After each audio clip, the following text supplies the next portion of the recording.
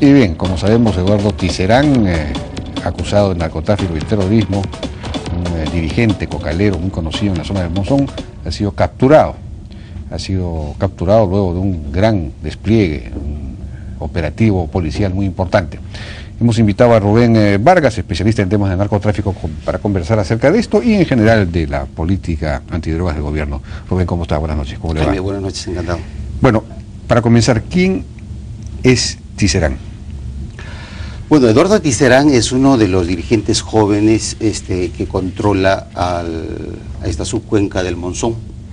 Y el Monzón, como sabemos, representa el 80% de la hoja de coca ilegal que produce todo el Huallaga. Vale decir, mientras el Monzón continúe en las actuales, en la actual situación del narcotráfico, el Huallaga nunca va a poder ser liberado de este problema. Más bien es una zona casi liberada, el Monzón, ¿no? Yo diría que es una zona liberada. Liberada, ¿no? No casi, sino completamente liberada, porque precisamente una de las actuaciones principales de los dirigentes cocaleros, en el que se incluye a Eduardo Tizerán, ha sido oponerse sistemáticamente a la instalación de comisarías, de bases policiales, inclusive de jueces de paz.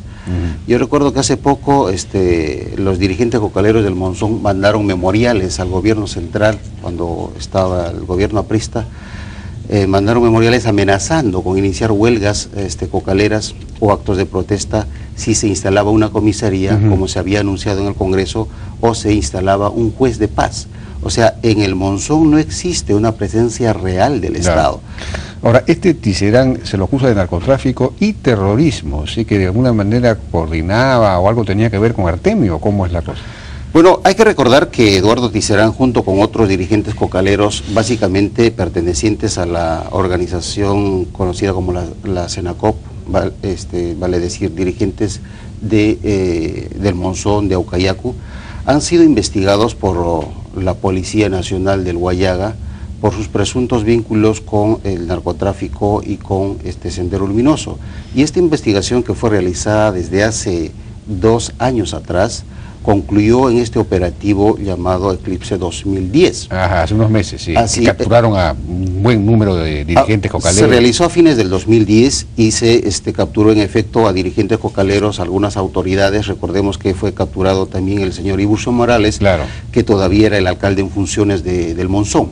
Y cuando se produjo este operativo, que en verdad era una cosa gigantesca, porque se detuvo a mucha gente, algunos personajes vinculados a la coca ilegal, a las organizaciones cocaleras, señalaron de que se trataba de una persecución política, ¿no?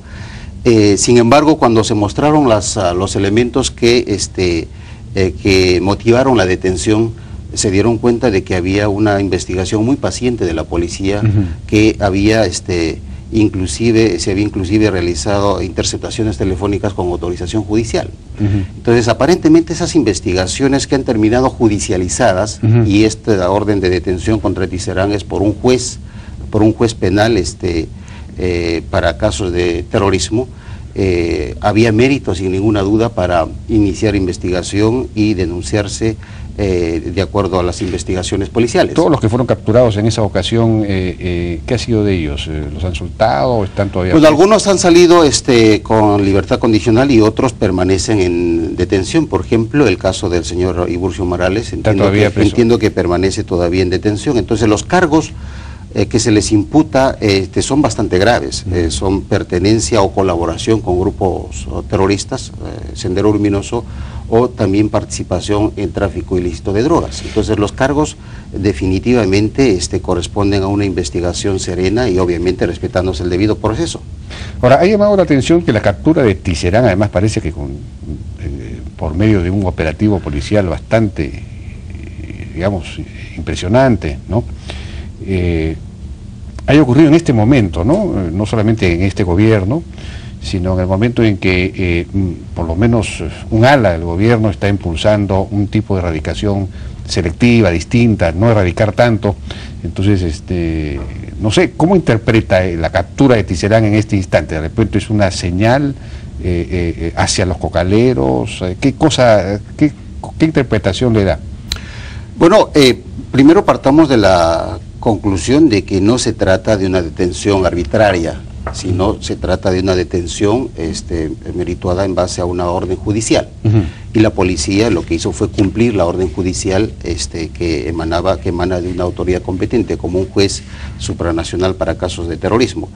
En segundo lugar, hay que recordar que esta es la segunda vez que se va tras el señor Eduardo Tisserand. Una anterior ocasión, de hace 1 o 2 meses atrás, la policía antiterrorista intentó detenerlo y fueron atacados a pedradas, e inclusive utilizando armas contundentes, lo liberaron al señor Tisserand y resultaron varios agentes de la policía heridos.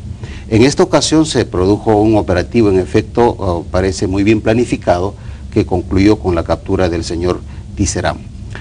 Ahora bien, con helicóptero y todo, creo que lo han sacado porque no podían salir, en fin. Sí, entiendo que fue un operativo muy bien montado que contó con el apoyo de la policía aérea y desde Tingo María, desde Huánuco se lo trasladó una avioneta acá a la policía. Por un lado se les dice a los cocaleros, oigan, vamos a suspender la erradicación o la vamos a hacer más selectiva, ya no va a ser compulsiva, en fin, pero por otro lado se captura a este líder, a este dirigente cocalero. ¿Hay contradicción o cómo interpretar esto? ¿Es simplemente las consecuencias de un proceso judicial que ya estaba en marcha o hay una señal política acá? Sin duda de que va a gritar más o va a empezar a distanciar la relación del gobierno o del partido de gobierno con las organizaciones cocaleras. Recordemos que hace semanas atrás la COMPAC, la organización cocalera que forma parte del partido de gobierno, sacó un comunicado público señalando de que el señor Eduardo Tisserand era un perseguido político. ¿No? Entonces gozaba de la protección, gozaba del apoyo de la COMPAC, el señor Eduardo Tisserand, siendo un dirigente cocalero del Monzón que no forma parte de la COMPAC.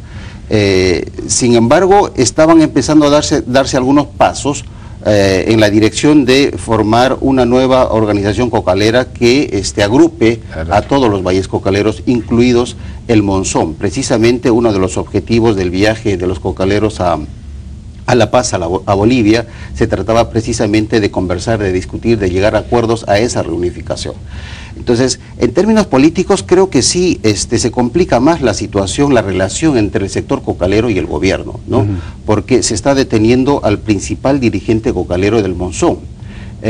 Y paralelamente se reinicia las acciones de erradicación en Aguaitía, y creo que sin duda va a haber algún tipo de respuesta, algún tipo de reacción, tanto de los cocaleros del Monzón como los de Aguaitía. Bueno, hay una marcha o algo, una marcha, ¿no?, anunciada para el miércoles de los cocaleros de Aguaitía contra la reanudación, ¿no? En efecto, a partir del día miércoles se ha anunciado que se va a realizar una marcha de sacrificio de Aguaitía hacia Pucallpa. Se supone que esta marcha va a concluir el día viernes, en el entendido de que el día viernes se iba a realizar una reunión entre dirigentes cocaleros de la COMPAC y funcionarios de la PCM o el primer ministro, pero eso se acaba de desmentir.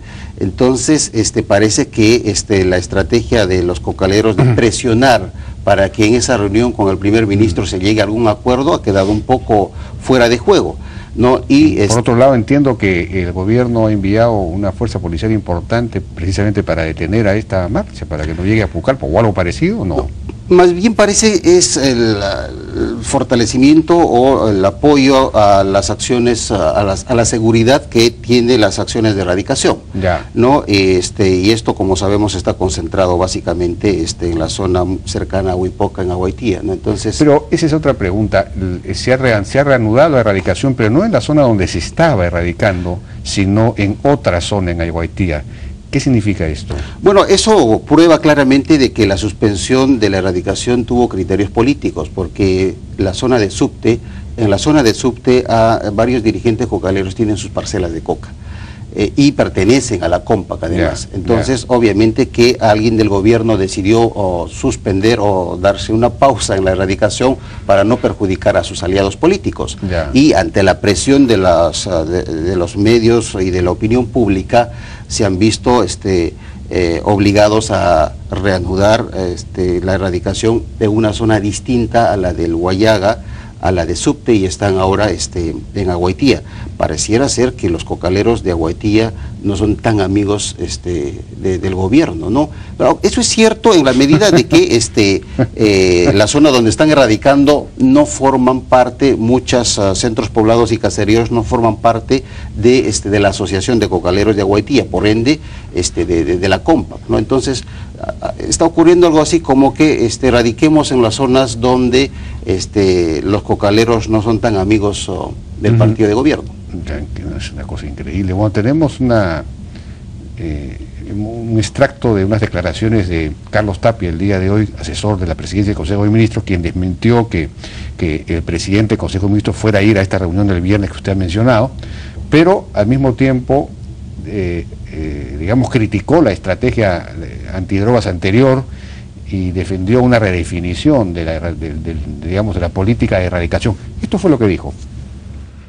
La anterior estrategia no ha reducido los cultivos de coca, ha permitido que crezcan los cultivos de coca, no ha reducido la producción de cocaína, ha facilitado que se crezca la producción de cocaína. Entonces, ¿qué sentido tiene seguir repitiendo la misma cantaleta anterior? Porque esto nos ha llevado a un grave error.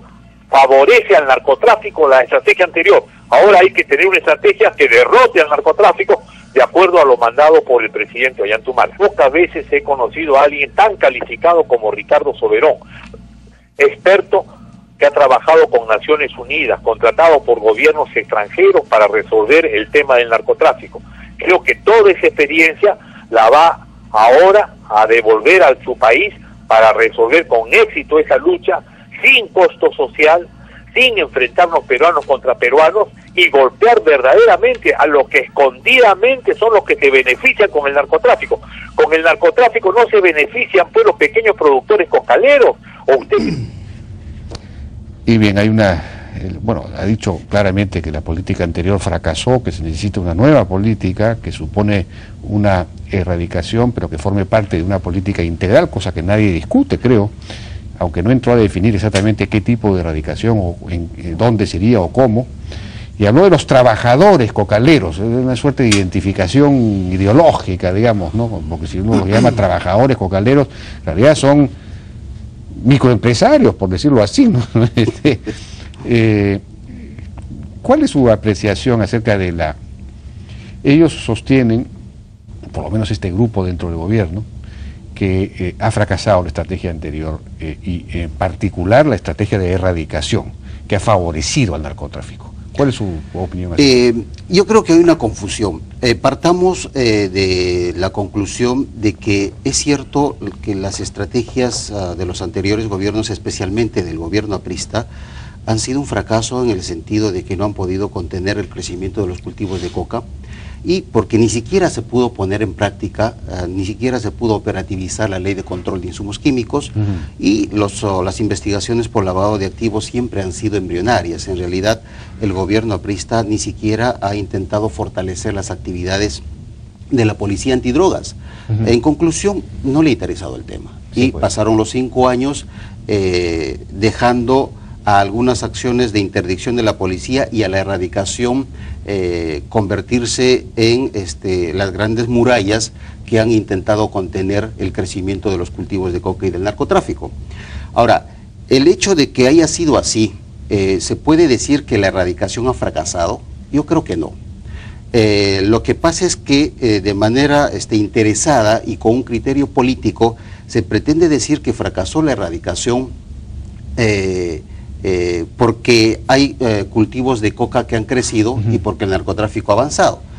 Lo que más bien habría que recordar es que la erradicación fue el único componente que ha cumplido sus metas año tras año, número uno. Y número dos, si no hubiera habido erradicación, la cosa hubiera sido mucho peor. Muchísimo peor, ¿no? Entonces, y hay que poner ejemplos concretos. Y si me permites, Jaime, 3 ejemplos rapidísimos de cómo ha actuado la erradicación. Rubén, vamos a una pausa y regresamos con los ejemplos.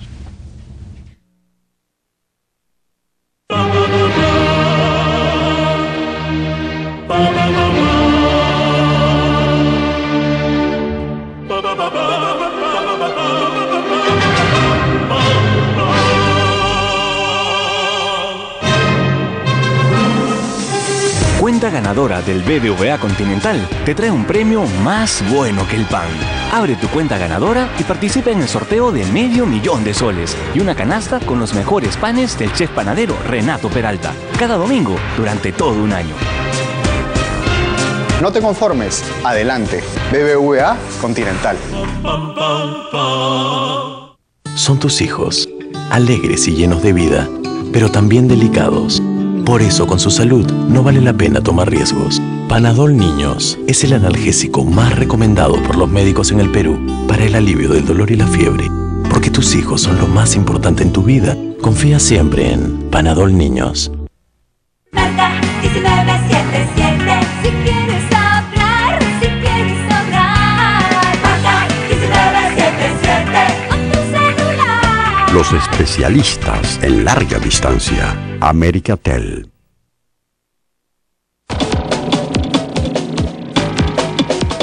Seguimos conversando con Rubén Vargas, especialista en temas de narcotráfico.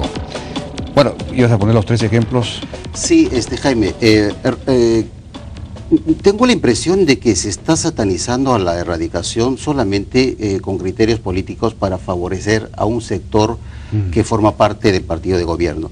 Yo señalo de que la erradicación ha sido un componente importante en la lucha antidrogas, especialmente cuando se han aplicado de manera integral. Y el ejemplo es la región San Martín, ¿no? La región San Martín en la década de los 80 y 90 era el epicentro del narcotráfico. Claro. Habían 15 firmas de narcotraficantes que acopiaban droga para los carteles colombianos. Estaba el MRTA, estaba Sendero Luminoso. La Comisión de la Verdad calculó en 15.000 peruanos que han muerto producto de esta violencia. ¿Qué es ahora la región San Martín? Es una de las regiones más pujantes donde se cultivan, es el primer productor de palma aceitera, de cacao, de café orgánico, de arroz y muchos otros productos. Ahora la hoja de coca prácticamente es inexistente si comparamos con lo que había en los 80 y en los 90. Ahora, veamos el caso de una cuenca donde no se erradicó y tampoco hubo programas de desarrollo alternativo, que es el Monzón. Claro. El Monzón representa actualmente, como hemos recordado, el 80% de la coca ilegal y de ahí sale básicamente toda la cocaína que se produce en el Huallaga.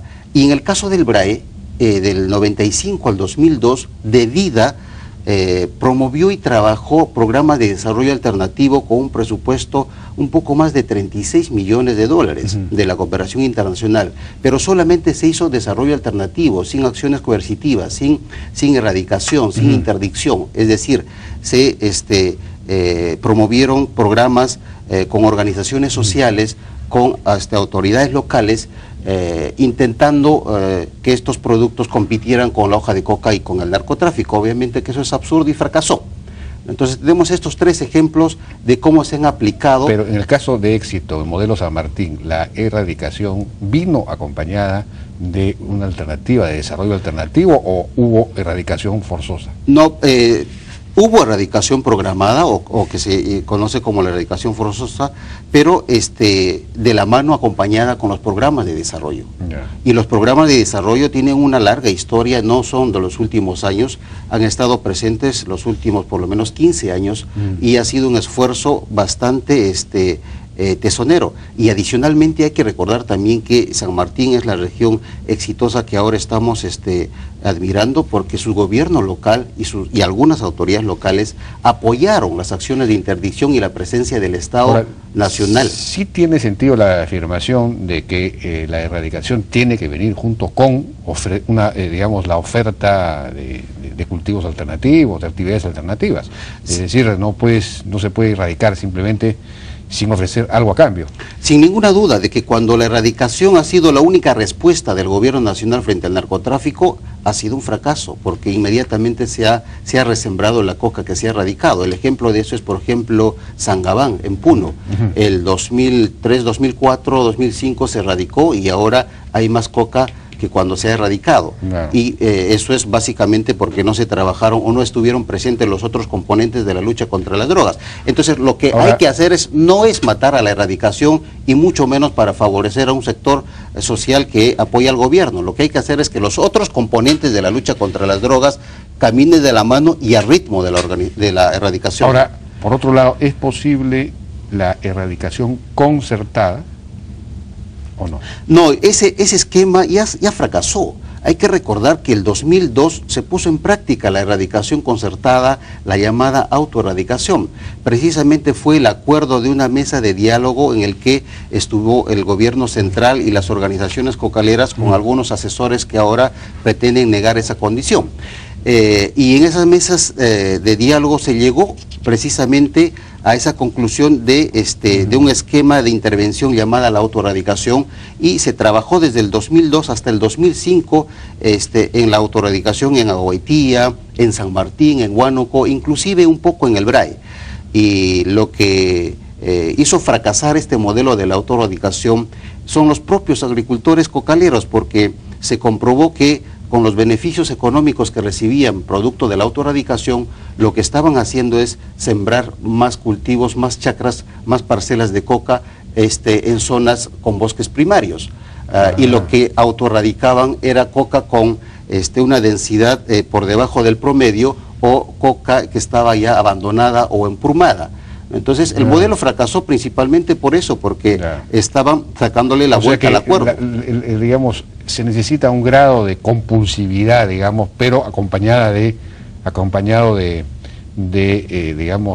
posibilidades alternativas. Exactamente, porque hay que recordar que estamos enfrentando al narcotráfico, que es una larga cadena, unos son eslabones que se integran, y si no hay un nivel de coerción, difícilmente vamos a hacer que ese campesino deje a la hoja de coca como su producto principal. Estamos hablando de que el narcotráfico siempre va a presionar por una demanda de la materia prima que utiliza y que es insustituible. De acuerdo.